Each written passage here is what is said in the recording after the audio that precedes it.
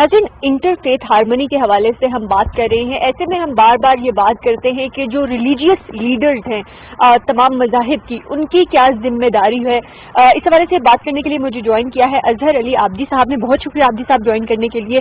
पहले तो मुझे ये बताइए कि जब हम मजहबी रवादारी के हवाले से बात करते हैं तो डायलॉग होना कितना ज़रूरी है तमाम मज़ाहिब की लीडर्स के माबैन ख़ास तौर पर, ताकि वही चीज़ें फिर वो अपने अवाम को, अपने लोगों को बता सकें। मेरा ख्याल है बहुत ज़रूरी है। उसकी वजह यह है कि जितने भी दुनिया में रिलीजन्स हैं, और इस वक्त मेजर दुनिया में 7 बड़े रिलीजन्स हैं, तो उनकी जो बुनियादी तालीमात हैं इंसानियत के हवाले से, इंसानी अक़दार के हवाले से, इंसानी जान माल और इंसान की इज्जत के हवाले से, और मुआशरे में एक तमाम इंसानों के साथ बराबरी रवादारी का सलूक करने और इंटरेक्शन के हवाले से, वो तकरीबन एक ही हैं। इंसानी वैल्यूज़, अखलाकी वैल्यूज़ तमाम मज़ाहिब की। अब जब वो आपस में faith leaders, different faith leaders नहीं मिलते, तो वो आपस में इंटरेक्ट नहीं कर पाते, तो एक दूसरे की तालीमात का मालूम नहीं हो पाता। जब फेथ लीडर्स को मालूम नहीं होगा, या अगर थ्योरी में मालूम होगा, प्रैक्टिकली मालूम नहीं होगा, तो वो अवाम को आगे क्या बताएंगे। तो मेरा ख्याल है कि फेथ लीडर्स का आपस में डायलॉग इंटरनेशनल सतह पर बहुत ज़रूरी है। और मैं वैसे आपको बताऊं कि होता भी है, ऐसे डायलॉग्स होते हैं। और दुनिया में जो भी ऐसे डायलॉग का हिस्सा रहे हैं। जी, अभी जो आपने वजह तौर पर कहा, अभी पिछले दिनों प्रिंस विलियम और जो रॉयल कपल ने विजिट किया था, तो बादशाही मॉस्क, तारीखी बादशाही मॉस्क में उनके साथ एक डायलॉग हुआ था, जिसमें पाकिस्तान के हिंदू, सिख, ईसाई रहनुमा और मुस्लिम्स को मैंने रिप्रेजेंट किया था। और वहाँ उनके सामने यही बात हुई कि पूरी दुनिया में हमें ये बात आगे बढ़ानी चाहिए कि तमाम मज़ाहिब की बुनियादी तालीम इंसानी एहतराम और इंसानी इक़दार के हवाले से एक ही हैं, और वहाँ पे सब ने ये बात एक्नॉलेज की। तो जितना ज़्यादा आपस में इंटरेक्शन होगा, उतना ज़्यादा ये जाना जाएगा कि बुनियादी, मसलन मैं आप मिसाल दूँ, मुसलमानों की किताब कुरान पाक, जिसको वो और हम बजा तौर पर हिदायत की आखिरी किताब समझते हैं, उसमें बड़ा वाज़े है लकुम दीनकुम वलिय दीन, कि आपके लिए आपका दीन है, हमारे लिए हमारा दीन है, और ला इकराहा फिद्दीन, दीन में कोई जबर नहीं है। इसी तरह अहदनामा कदीम और जदीद यानी तौरात इंजील में भी। तो ये बुनियादी तालीमात हैं। ज़रूरत इस बात की है कि ये फेथ लीडर्स एक दूसरे तक पहुँचाएँ और फिर अवाम तक ये बात पहुंचे। अब मैं एक मिसाल दूं, जैसे वो हिंगिंगटन की थ्योरी है क्लैश ऑफ सिविलाइजेशन। अब मैं आपको बताऊं, अवामी सतह पर और जो सिंसियर फेथ लीडर्स हैं, उन्होंने इसको रिजेक्ट कर दिया।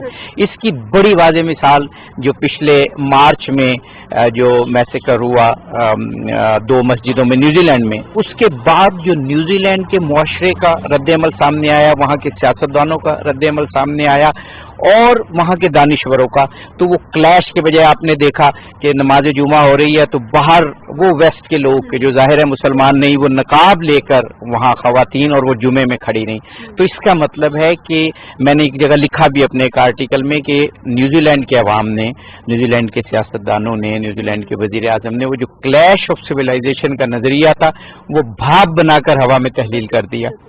इख्तलाफ जहाँ पर भी हैं उनको बड़े अच्छे तरीके से रिजॉल्व किया जा सकता है, और क्लैश ऑफ सिविलाइजेशन, ये क्लैश ऑफ सिविलाइजेशन की जो हम बात करते हैं, तो ये थ्योरी जो है वो जाहिर है दिहाइयों से दी जाती रही, और फिर बहुत से शरपन पसंद अनासिर जो हैं वो इसको इम्प्लीमेंट करवाने की भी कोशिशें करते रहे। तो क्या कहना चाहेंगे आप इस सवाल? कहना चाहूँगा, मैं इस बात से इख्तलाफ करूँगा।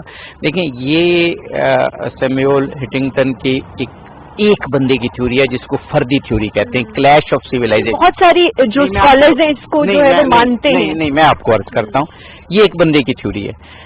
2001 में अक़वाम मुत्तहिदा, यूनाइटेड नेशन ने इसके मुकाबले में डायलॉग बिटवीन सिविलाइजेशंस का साल मनाया। मुझे बताएं, अगर एक बंदा, एक दानिश्वर या चंद दानिश्वर क्लैश ऑफ सिविलाइजेशन की बात करें, और यूनाइटेड नेशन के 180 मुल्क जो हैं पूरे एक साल को डायलॉग बिटवीन द सिविलाइजेशन करार दें, तो आप किसकी बात प्रिवेल करेगी? ठीक है, तो ये मैं हमेशा, मैंने जैसे कहा, मैंने अपने एक आर्टिकल में भी लिखा था कि ये एक फर्दी थ्योरी जो क्लैश ऑफ सिविलाइजेशन है, इसको कौमों की इज्तिमाई दानिश ने मुस्तरद कर दिया, और एक पूरा साल डायलॉग बिटवीन द सिविलाइजेशन पे मनाया, और जो न्यूजीलैंड में वाकया हुआ उसमें अमली तौर पर भी आपने देख लिया। ग्लोबली ये ट्रेंड्स हम किस तरह से प्रमोट कर सकते हैं? ज़ाहिर है न्यूजीलैंड की वज़ीर आज़म ने एक बहुत ज़्यादा ज़बरदस्त मिसाल लीडरशिप की हवाले से कायम की, इसको किस तरह से प्रमोट कर सकते हैं? अगर आप गालिब अक्सरियत की बात करें, वो रिएक्शनरी नहीं होते, वो इंतहा पसंदाना सोच के नहीं होते।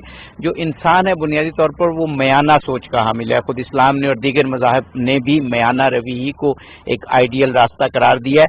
आप चंद लोगों के नाम ले सकती हैं या ले सकते हैं कि जो इंतहा पसंदाना सोच को इस दुनिया में रिप्रेजेंट करते हैं, लेकिन उसके मुकाबले में दसियों, पचासियों, सैकड़ों ऐसे लोगों के नाम लिए जा सकते हैं जो फेथ लीडर्स हैं और दूसरों के फेथ का एहतराम करना, दूसरों के रिस्पेक्ट सिखाते हैं और खुद भी करते हैं। नाज़रीन, आज के प्रोग्राम में हमने बात की इंटरफेथ हार्मनी के हवाले से। हम जानते हैं कि तमाम मज़ाहिब इंसानियत का दर्स देते हैं, लेकिन हम इसको प्रैक्टिस नहीं करते।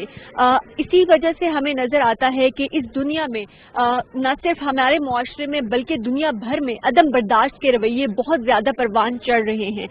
इन अदम बर्दाश्त के रवैयों को ख़त्म करने के लिए हमें अपने अंदर बर्दाश्त और दूसरे मज़ाहिब के लिए एहतराम के जज्बात पैदा करने की ज़रूरत है। सोशल मीडिया के इस्तेमाल को हमें मस्बत अंदाज में करने की ज़रूरत है। उसके साथ साथ जो दूसरे मज़ाहिब के दिन है वो हम किस तरह से सेलिब्रेट कर सकते हैं, उनको किस तरह से विश कर सकते हैं, उससे भी मुआशरे में मजहबी रवादारी और मजहबी अहम आहंगी परवान चढ़ेगी और हम एक अमन पसंद मुआशरे और अमन पसंद दुनिया की तरफ जा सकेंगे। आज के प्रोग्राम से मुझे इजाज़त दीजिए। अल्लाह हाफिज।